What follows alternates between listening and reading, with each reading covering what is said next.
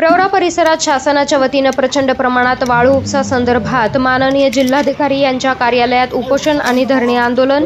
प्रवरा परिसरात शासनाच्या वतीनं प्रचंड प्रमाणात वाळू उपसा सुरू आहे। तो वाळू उपसा त्वरित थांबवावा यासाठी मुळा प्रवरा खोरे पर्यावरण संवर्धन समितीच्या वतीनं अहमदनगर येथील जिल्हाधिकारी कार्यालयासमोर उपोषण आणि धरणे आंदोलन करण्यात आले। जोपर्यंत कारवाई होत नाही तोपर्यंत आंदोलन चालू ठेवणार असं आंदोलनकर्त्यांनी सांगितलं। मुळा प्रवरा खोरे पर्यावरण संवर्धन समितीच्या वतीनं जिल्हाधिकारी यांना निवेदन देण्यात आलं। वाळू उपसा त्वरित थांबवावा यासाठी मुळा प्रवरा खोरे पर्यावरण संवर्धन समितीच्या वतीनं अहमदनगर येथील जिल्हाधिकारी कार्यालयासमोर उपोषण आणि धरणे आंदोलन करण्यात आलं असून समस्त गावकरी या आंदोलनामध्ये सामील झाले आहेत। तसेच या आंदोलनाला श्रीरामपूरचे काँग्रेसचे आमदार लहू कानडे यांनी देखील पाठिंबा दिला आहे। प्रवरा परिसरातील आम्ही सर्व शेतकरी या ठिकाणी प्रवरा नदीमध्ये जो प्रचंड वाळू उपसा शासकीय ठेकेदाराच्या माध्यमातून चालू आहे त्याला विरोध करण्यासाठी हे उपोषण आंदोलन आज आम्ही सुरू केलेलं आहे। या वाळू उपशाच्या संदर्भात अनेक गंभीर गोष्टी सांगता येतील। नदीचं खोलीकरण करायचं, पूर नियंत्रणासाठी ही वाळू उपसायची अशा प्रकारची धूळपेक त्या जो शासन निर्णय 19/4/23चा त्याच्यात अशा प्रकारची धूळपेक केलेली आहे। परंतु या ठिकाणी हे सांगितलं पाहिजे की नदीचं खोलीकरण, पूर नियंत्रण याचा वाळू उपशाशी कुठल्याही प्रकारचा काहीही संबंध नाही आणि म्हणून या ठिकाणी आम्ही या वाळू उपशाला तीव्र विरोध करत आहोत।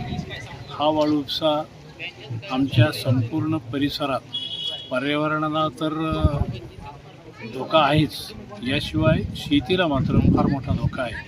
आमची शेती प्रवरा परिसरातली उद्ध्वस्त होण्याची याच्यातून शक्यता निर्माण झालेली आहे आणि आता हा वाळू उपसा तर प्रचंड प्रमाणात चालू आहे। तो कधी थांबतोय, काय होतोय, अन्यथा आम्ही वेगळ्या मार्गाने सुद्धा आंदोलन करण्याची शक्यता आहे। त्याच्या संदर्भात आजच वाच्यता केली पाहिजे असं नव्हे, परंतु शासनाने जर हा वाळू उपसा थांबवला नाही तर फार गांभीर्याने याच्या संदर्भात आम्हाला निर्णय घ्यावा लागेल। कुठले राजकीय हस्तक्षेप जर म्हटलं तर आम्ही नाव घेण्याचं टाळतो हे खरं आहे। तीनदा नालायक लोकांची नावं कशाकरता घ्यायची म्हणून आम्ही नाव घ्यायचं टाळतो, परंतु अगदी स्पष्ट सांगितलं पाहिजे की महसूल मंत्री राधाकृष्ण विखे या संपूर्ण प्रकरणात प्रमुख भूमिकेत आहेत। ठेकेदाराशी त्यांचं असलेले लागेबांधे, ठेकेदाराशी त्यांची असलेली देवाणघेवाण, मी अगदी उघड बोलतो, त्यांनी माझ्यावर कुशाल अब्रू नुकसानीचा खटला दाखल करावा, कारण या संपूर्ण प्रकरणात त्यांचे सगळे हितसंबंध गुंतलेले आहेत आणि स्वतःचे जे साखर कारखानदारी आहे त्याच्यातून आम्हाला नुकसानच झालेलं आहे। त्याच्यानंतर दूध धंद्याचं सुद्धा आमचं प्रचंड प्रमाणात नुकसान होऊन राहिलं।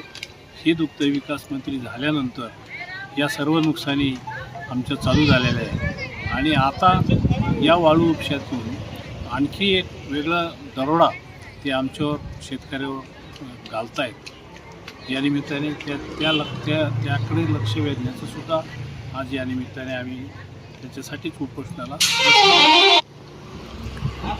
वाळू धोरण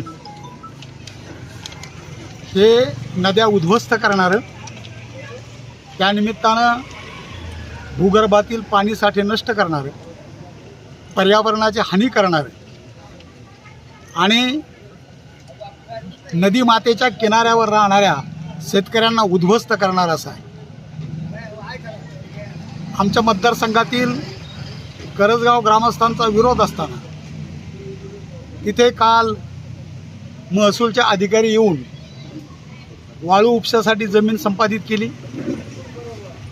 मला वाटतं ही शासनाची आणि महसूलच्या अधिकाऱ्याची हुकुमशाही झालेली आहे।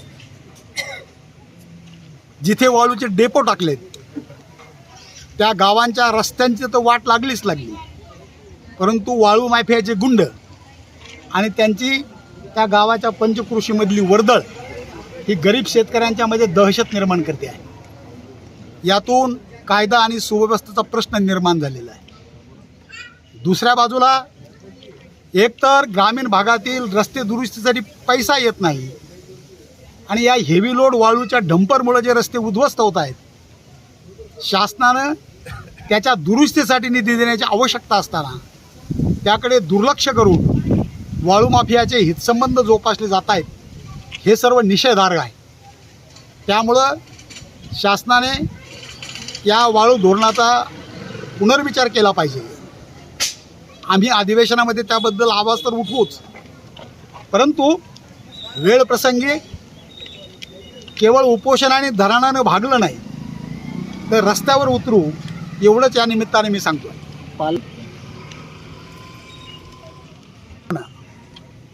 सरकार संघटितपणे काम करतं, या संघटित टोळ्या आपण संपवल्या पाहिजेत ना. चला.